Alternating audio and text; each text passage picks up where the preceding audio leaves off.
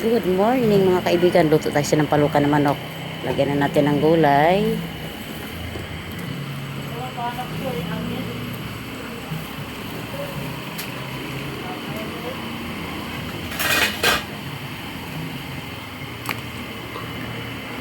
Isang kalderong sinampalukan ng manok.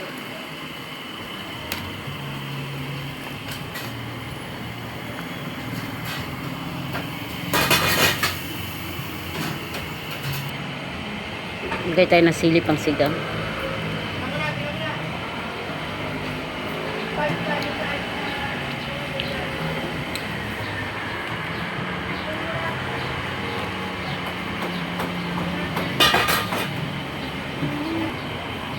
So ito na yung ating sinampalukan na manok mga kaibigan. Magandang araw sa ating lahat dito sa Karindera ni Malo.